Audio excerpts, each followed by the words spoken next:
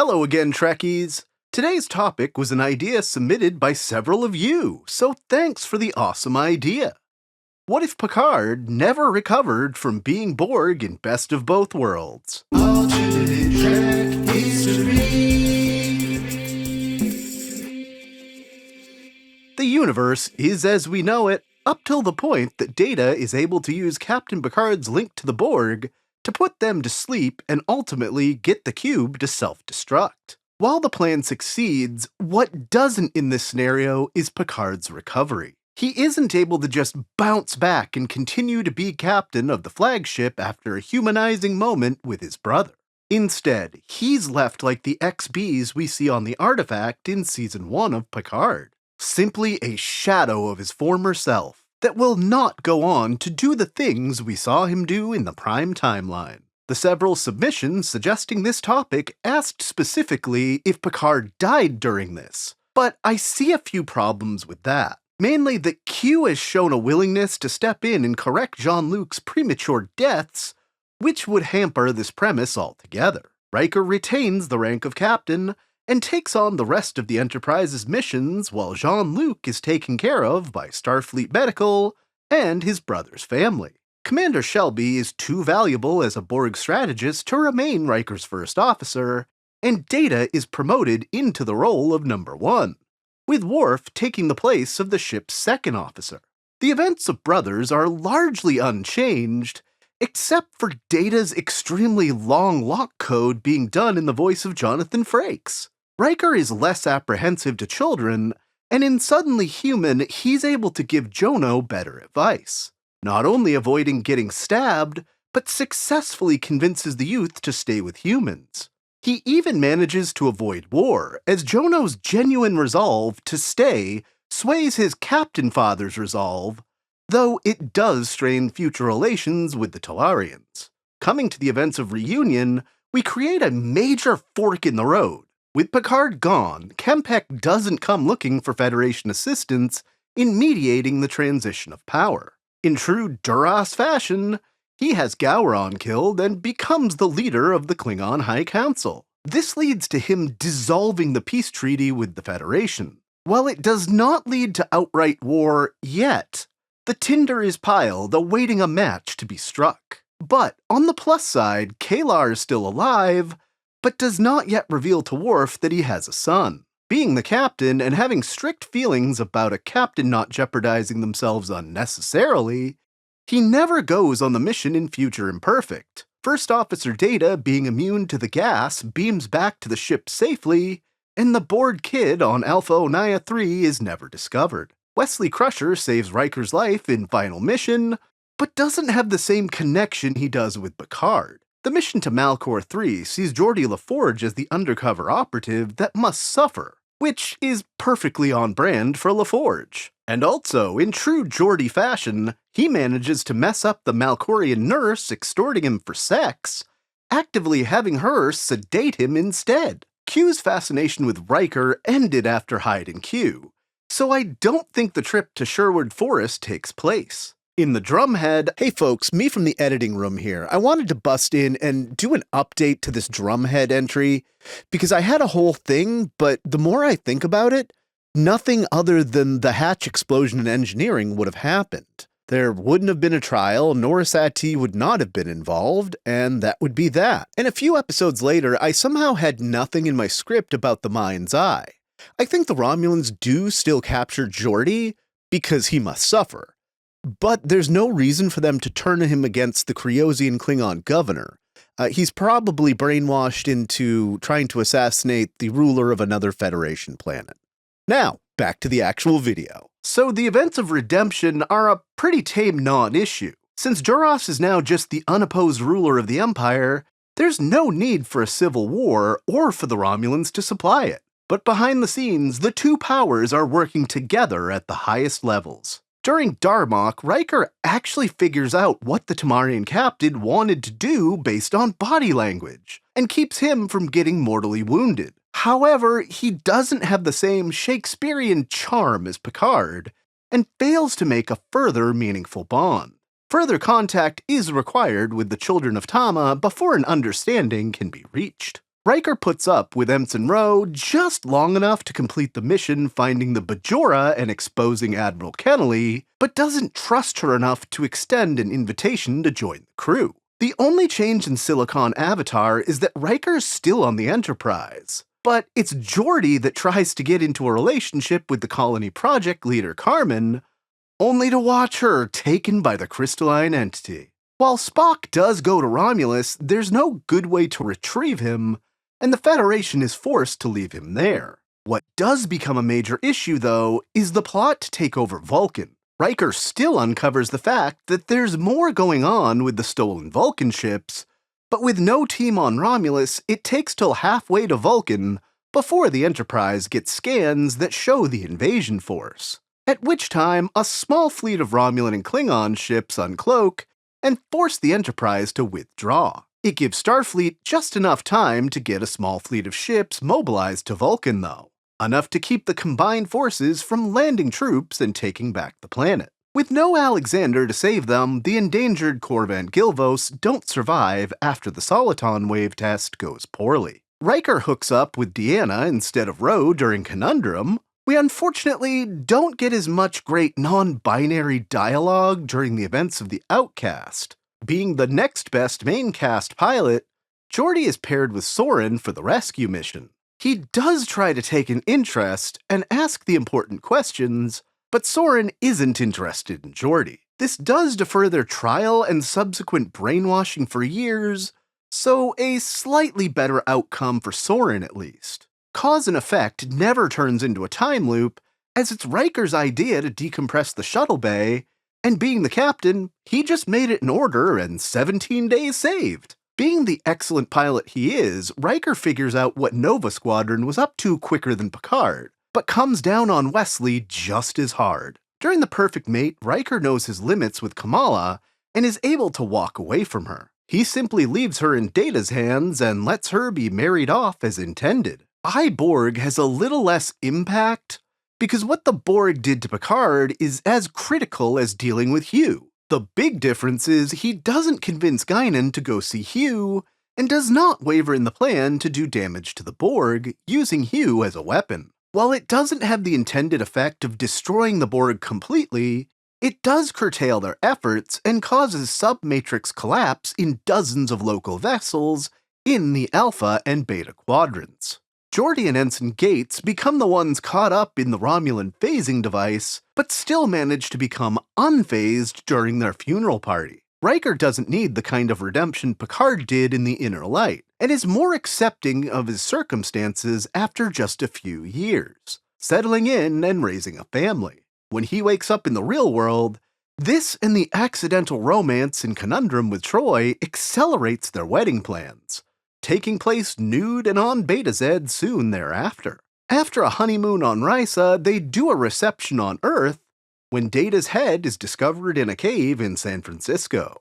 This sets up bringing back Picard as a special guest for the two-parter when Guinan informs Riker that Picard has to be on this mission or the timeline might collapse. He's been doing better, receiving care from his brother's family and slowly regaining his humanity. While still not his full self, he is well enough to go on this mission where the events of Time's Arrow largely play out as they did before, with the big change being that this brings Picard back much of the humanity he was still missing. Starfleet is unwilling to give him back a command, but promotes him to Commodore and gives him a largely ceremonial desk job overseeing the Bolian sector, where he simply exists, never regaining command of a starship or being promoted to a full admiral. We actually do see Q one more time in the series, as he does come to assess Amanda Rogers, and it plays out the same. Rascals sees Riker and Ensign Gates replace Picard and Ro as kids in the transporter accident. But with Data in command of the D at the time, he makes better decisions that do not allow the Ferengi to take over the ship in the first place, and they simply find a technobabble way to restore the children to their original age. Chain of Command has some changes made. The Cardassians were always looking for the captain of the Enterprise and not specifically Picard. So let's say Starfleet Intelligence has it on good authority that the Cardassians are weaponizing jazz music And Riker is the man for the job to find out if it's all licks with not enough comp. Jellicoe is still put in command of the Enterprise. Riker and Madrid's encounter are slightly less interesting, and Geordi flies the McAllister Nebula mining mission. Otherwise, the results are the same in the end. Ship in a Bottle sees Riker in place of Picard and Worf in command of the real Enterprise bridge, but it otherwise plays out the same. Riker wasn't going back to the ship for his saddle or probably even his trombone, so the thieves in Starship Mine get away with the trilithium thereafter, with no one dying, no hostages taken, and no one the wiser. But a series of bombings in both the Klingon Empire and Federation take place over the next year. After Nella Darren leads the evacuation of the outpost on Borealis 3, she remains the head of Stellar Sciences aboard the Enterprise D. Professor Galen is unalived for his secrets, and it's the Romulan-Klingon alliance that finds the progenitor, and are wildly underwhelmed by what they find, with no help from the Enterprise. Frame of Mind turns out much less interesting, as Captain Riker isn't going to go on this undercover mission, but as so often happens, now Geordi must suffer. Except since he's not the star of this particular play, his mind draws on Coco No-Nos on the beach and an inability to get even the holo-character program to like him. The events of Rightful Heir don't take place. Worf being outside the Klingon-Romulan alliance cannot go to Boreth, nor do the monks there even decide to pull the clone Kahless plot under Duras's rule. Worf is left with a crisis of faith, for which he has to take a leave of absence and seeks out Kalar, who's one of the only other Klingons who prefers to stay in the Federation rather than the Empire. When he shows up at Kalar's home on Earth unannounced, he only now becomes aware he's a father. This gives Worf a new reason to feel alive, and it's great that he doesn't have to take any responsibility for the kid. Just send birthday presents and visit once every few years when the Enterprise passes by Earth. Visiting Nervala 4 becomes even more of a trip for Captain Riker, and even less of a saving moment for Lieutenant Riker. Deanna's already married to the captain, and he's even less interested in dealing with a clone of himself than what we saw on screen. He doesn't allow Lieutenant Riker to beam down to retrieve the information in the station's memory, neither is Geordi successful, leaving it to be another crew's problem in 7 more years. This Riker clone doesn't feel like there's anything left in Starfleet for him and resigns his commission. The events of Timescape play out largely the same, just with Riker drawing the smiley face in the coolant leak of a slow-motion warp core breach. The events of Descent just plain don't take place because of using Hugh as a weapon of war. There are no Borg left in the Alpha or Beta Quadrant to follow lore. Data's brother is still out there, though, waiting for another opportunity. Riker is not having any of the ambassador from Liaison trying to cozy up to him in a contrived love situation. He only has eyes for Deanna now, and shrugs them off the same as Picard did. With Picard and Riker not being taken in Gambit, it takes the pirate crew a little longer to attain all of the artifacts, and costs Starfleet the science outpost on Kaldar 2 when the mercenaries attack. But Talara does end up putting the resonator back together and uses it to get rid of the rest of the mercenary crew, but trying to use it against Vulcans that just don't have the feelings anymore for the resonator to affect disarm her rather effortlessly. Riker and Beverly linked together during the mission to Kesprit is much less interesting than the swing and miss of Picard and Crusher almost hooking up.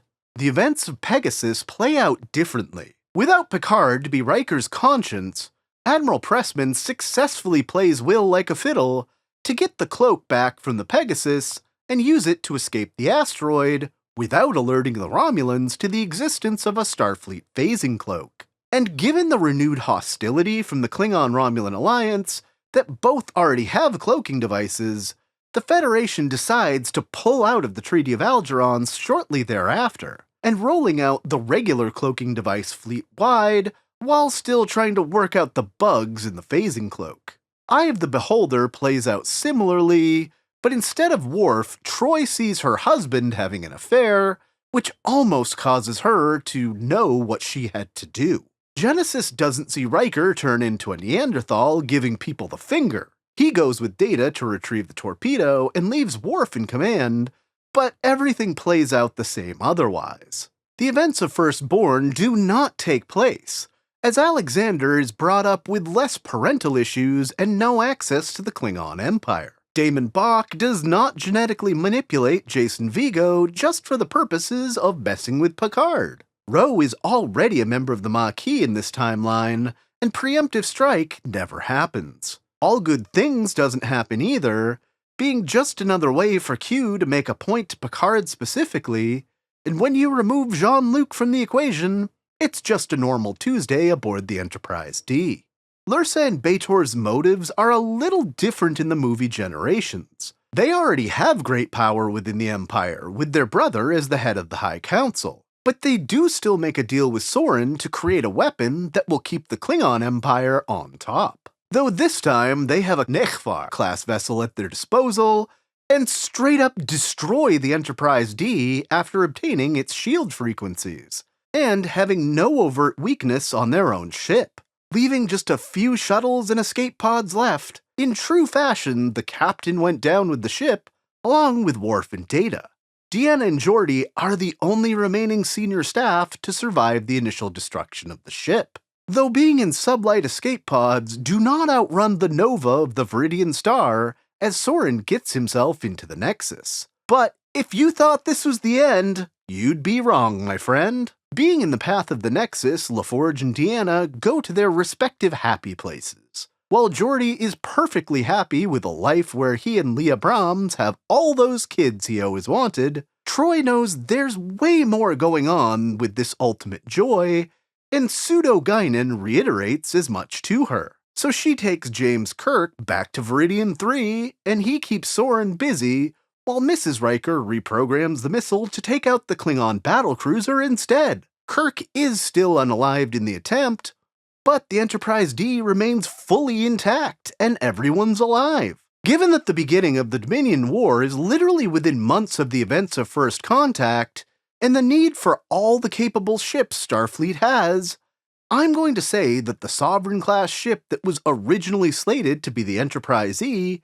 becomes the Farragut C with a fresh crew, and removes the flagship status from the Enterprise D, with our heroes remaining on the good old Enterprise. Given that there's no conflict of interest with the captain being Borg, the crew is called to the Battle of the Borg Cube at Earth, but it's the Farragut and its crew that now take down the vessel and deal with the time shenanigans that ensue. The D becomes one of the many Galaxy-class ships in the battle during Sacrifice of Angels and racks up other victories during the Dominion War. Starfleet doesn't even need the Klingons or the Romulans this time because they have their own cloaking devices, which give them an advantage over the Dominion.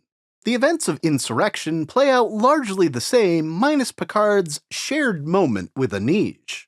Nemesis sees not just the Romulan Senate, but the entire Klingon High Council, including Duras, removed from power with Thalaron radiation devices. But also plays out largely the same as bringing back Picard for the final TNG movie would be a fan favorite, and Shinzon specifically requests Picard to be the Federation representative, and Jean-Luc requests the Enterprise to be the ship that takes him. The big difference is that it's the damage caused by ramming speed that finally decommissions the D for good at the end of the movie. Also, Riker's son has already been born in between Insurrection and Nemesis, and Data's positronic brain was already used to create the cure for Thad before our favorite android got blowed up. Riker is still given command of the Titan in the aftermath. While the events of the TV show Picard would change significantly because of all the other major differences, it goes outside the scope of this "What if Riker was the captain of the Enterprise D" video. What do you think it would have been like for Riker in the big chair from Season 4 onward? Let me know in the comments below. And also, any suggestions for future What If videos. Don't forget to like and subscribe if you enjoyed the content. And until I see you again, live long and prosper.